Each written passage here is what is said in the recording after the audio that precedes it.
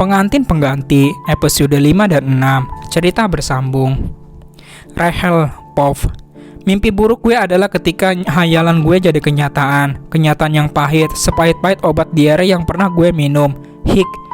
Bahkan air hangat yang gue rasakan kini tak mampu mengembalikan keadaan hati gue yang udah pecah berkeping-keping, seperti butiran debu. Kenapa? Ada dua alasan. Pertama, buat kakak gue yang berhati bak malaikat dengan pengorbanan adiknya sendiri untuk bisa bersama cinta sejatinya. Good banget. Bawa kabur pengantin sahabatnya sendiri. Hahaha. Muka gue ditaruh di mana punya kakak kagak waras begitu. Oh, jangan lupa dia ngasih adiknya sendiri sebagai pengantinnya. Baik banget gak tuh si Axel Jahanam. Hik, lihat lo kak, mampus lo di tangan gue.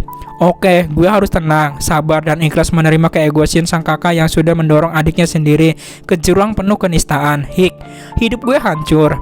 Dan yang kedua, apa gue harus jelasin juga gimana udah enakan.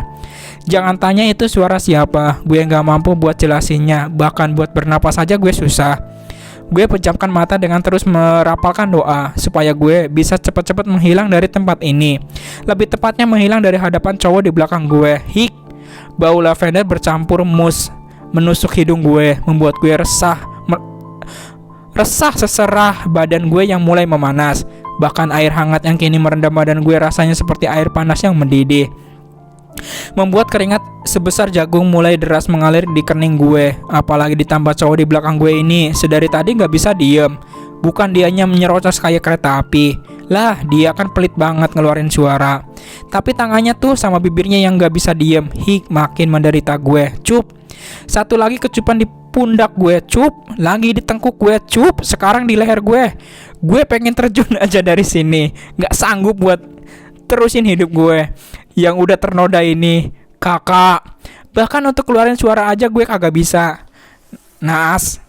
Ya, Rahel, berbanding terbalik sama cowok di belakang gue yang malah santai aja, padahal gue udah panas dingin gini gara-gara ulahnya. Kakak jangan, memelas. Gue menatap cowok di belakang gue, berharap dia bakalan lepasin gue. Tapi apa? Nih cowok malah menggeleng. Hik, dia nyiksa gue. Gak puas apa dia udah bikin gue kejang-kejang tadi malam. Terus pagi ini dia mau bikin gue kejang-kejang lagi. Begitu, bunuh gue. Please. Kak, gue capek. Hik, malang nian nasibku. Memelas ala kucing kecebur got gue tampilkan. Dia malah meluk gue lebih erat lagi. Gak tahu apa efeknya bakalan gimana. Badan gue jadi makin panas. Kak, lepasin. Gue gak bisa napas. Kata gue tercekat gara-gara keadaan tubuh gue yang enggak banget. Hik, gue pan lagi mandi, dia juga, jadinya kita sama-sama. Wah, Kak Axel, lo harus tanggung jawab. Pokoknya gara-gara ulah sobat lo yang mesum ini. Wah, Rahel udah kotor, ternoda bagai pakaian putih yang udah terkena becek hujan. Hik, mahkota gue udah hilang, dirampas, direnggut, dipaksa oleh pangeran kuda putih gue yang kini dengan seenak jidatnya nyium gue. Lagi nggak tahu apa bibir gue jadi jontor.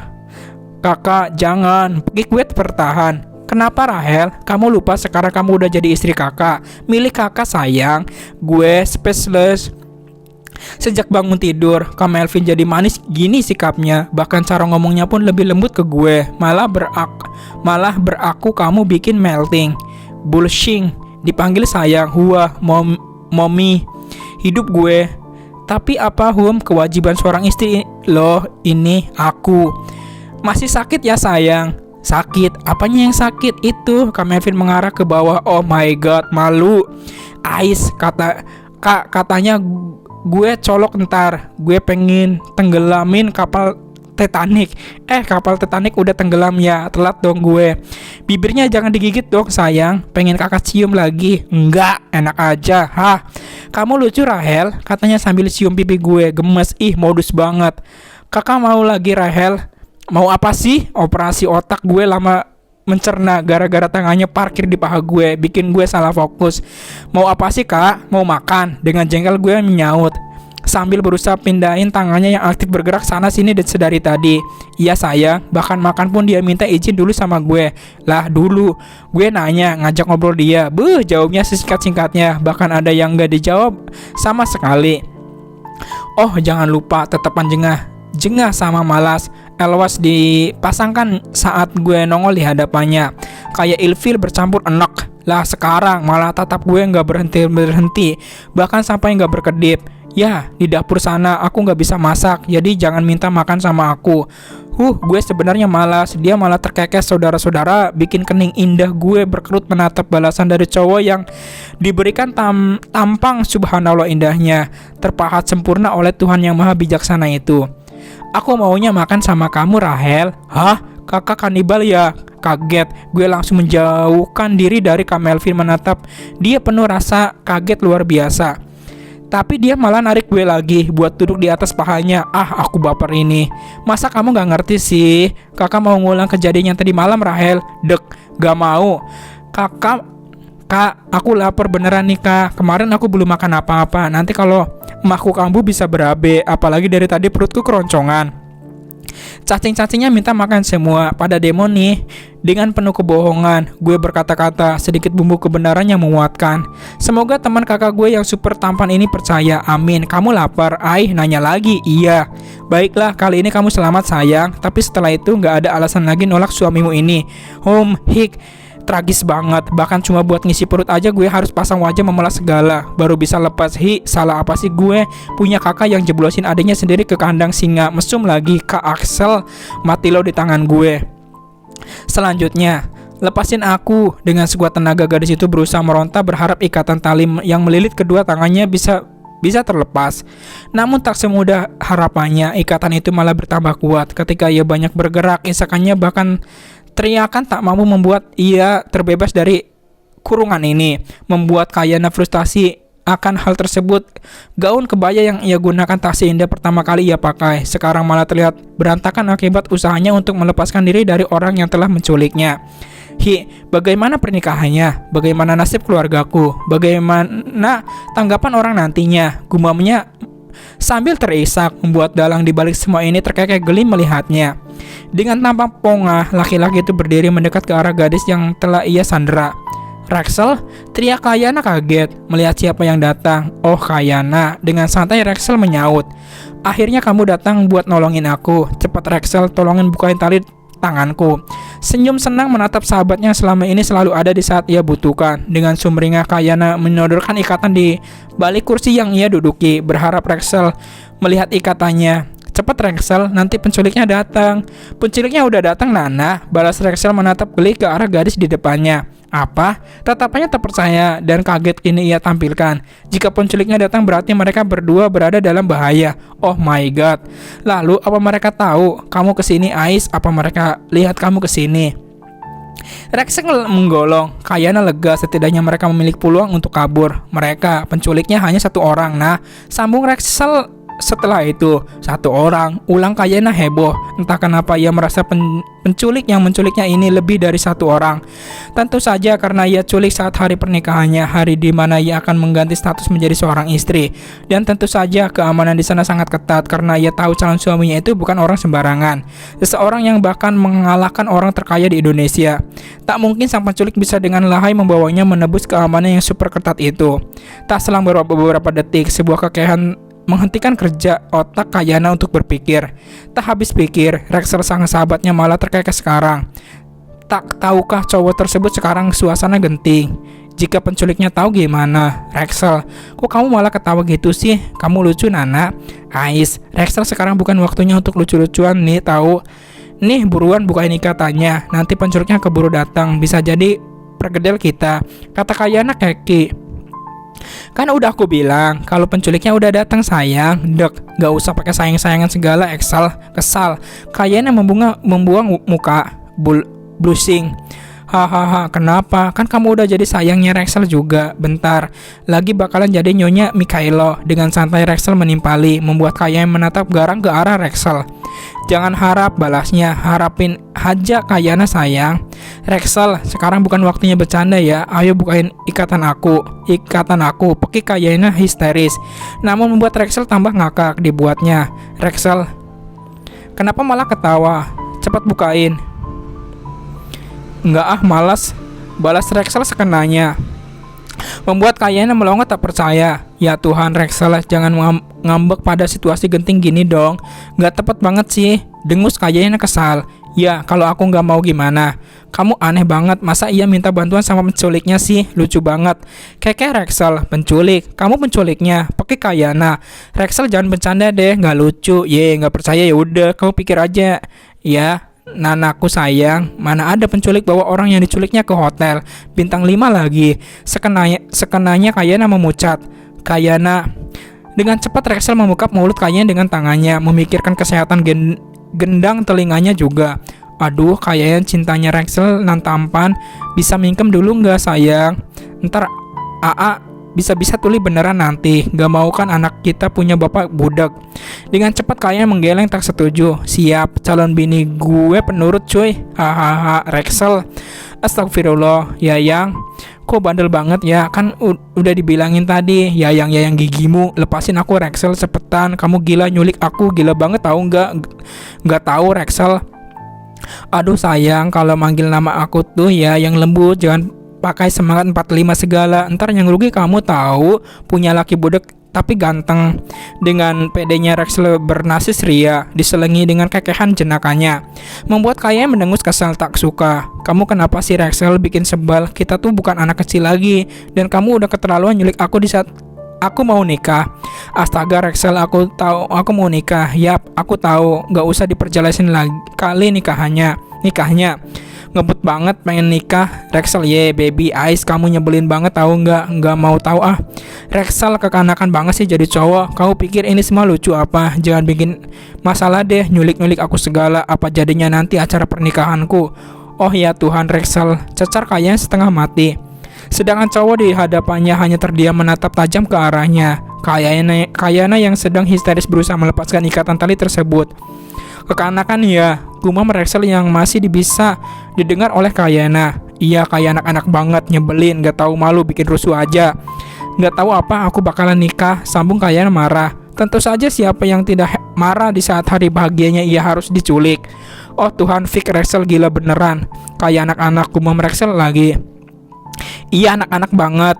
Seketika Kayana menegang, matanya pun membulas sempurna. Kekanakan ya sayang, tanya Rexel menatap manik mata Kayana lekat. Dek, Rexel, kamu tak mampu melanjutkan kata-kata Kayana, hanya menatap heran bercampur terkejut ke arah cowok di depannya yang dengan seenaknya membungkam mulutnya. Bukan dengan tangan, namun dengan sesuatu yang membuat gadis itu dilanda sengatan listrik maha dahsyat.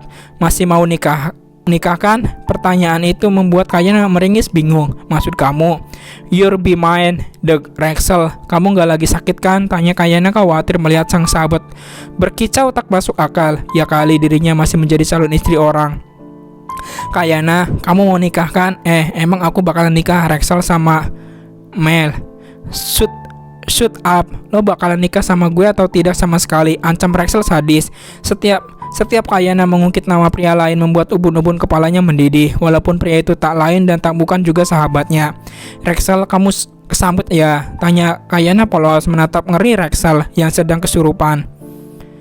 Gue serius Kayana, Putri Handoko, just you and my heart, now and forever.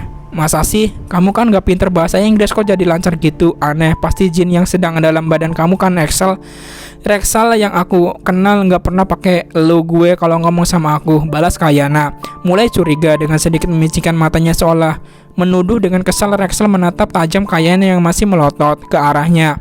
Cup, Rexel. Kesabaran seorang putra sulung keluar Mikael telah diuji. Cukup sudah, mau lagi? Dengan cepat Kayana menggeleng. Kenapa kamu cium aku? Aku kan calon istri orang Rexel. Ntar kalau calon lagi. Laki-laki itu muak dengan ucapan tersebut. Sungguh ia benci dengan kenyataan itu. Cih, calon istri orang. Sekarang lo calon istri gue, dan besok kita akan menikah walaupun tanpa persetujuan dari lo.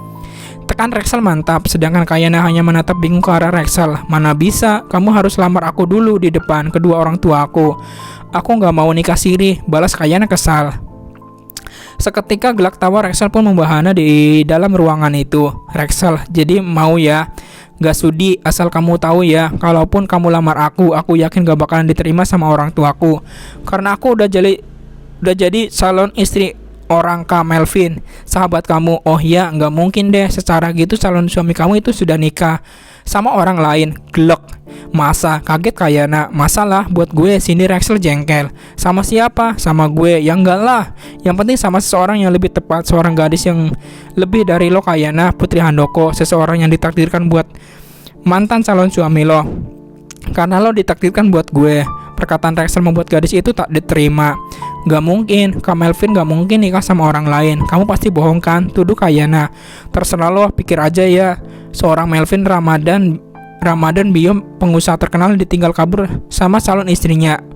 Mukanya mau taruh di mana tuh Neng? Kan si Akang mah terkenal pisan. Kayana hanya bungkam. Perkataan Rexel memang benar. Tidak mungkin seorang Melvin mau membuat namanya tercemar begitu saja. Apapun akan laki-laki itu lakukan asalkan nama baiknya, nama dan predikat keluarganya tidak menanggung malu. Lalu Kak Melvin nikah sama siapa? Tanya Kayana penasaran. Tentu saja, siapa sih yang tidak penasaran? Siapa gadis yang akan menyandang status Nyonya Bio? Apa itu penting buat lo? Cukup lo tahu dia nikah sama seorang yang telah menjadi takdirnya. Aku tahu kamu kan yang merencanain semuanya.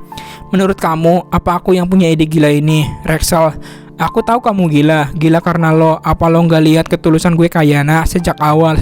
Namun gue udah jatuh cinta sama lo, tapi lo malah dengan seenaknya nerima perjodohan itu. Lo bahkan nolak gue dengan alasan fokus kuliah. Oh bullshit.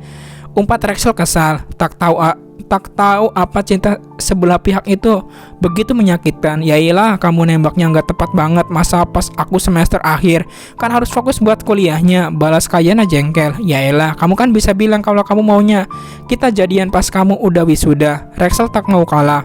Kan kamu juga tahu setelah itu aku dikirim ke Singapura buat bantuin papa. Aku nggak mau LDR Rexel. Kamu kan playboy, bikin sakit hati aja. Dengan jengkel Kayana menimpali skakmat. Seorang Rexel bungkam, memang ia playboy, tapi itu dulu sebelum ia tahu apa itu cinta. Kamu tahu sendiri kan itu dulu saat aku belum kenal kamu. Nah, setelah aku ketemu kamu itu selalu bergetar. Tunjuk Rexel di dadanya, menatap penuh keseriusan kepada Kayana. Kayana hanya tersenyum malu. Bullshit. Lalu kenapa kamu menerima perjodohan itu padahal kamu tahu aku selalu menunggu kamu? Itu karena papa punya utang sama keluarga Bio. Ucapan itu terputus oleh sebuah elusan di pipi kanannya. Don't worry there, aku akan lunasin utang keluarga kamu. Aku gak mau kamu tersiksa, cukup sebutin berapa dan besok aku bakalan transfer. Balas Rexel mantap. Enggak Rexel, jangan, aku nggak mau bebanin kamu. Cukup sebutin Kayana. Baiklah, 200 juta. Sip, aku jamin hutangnya lunas. Bahkan detik ini bukan 200 juta Rexel, tapi 200 miliar M.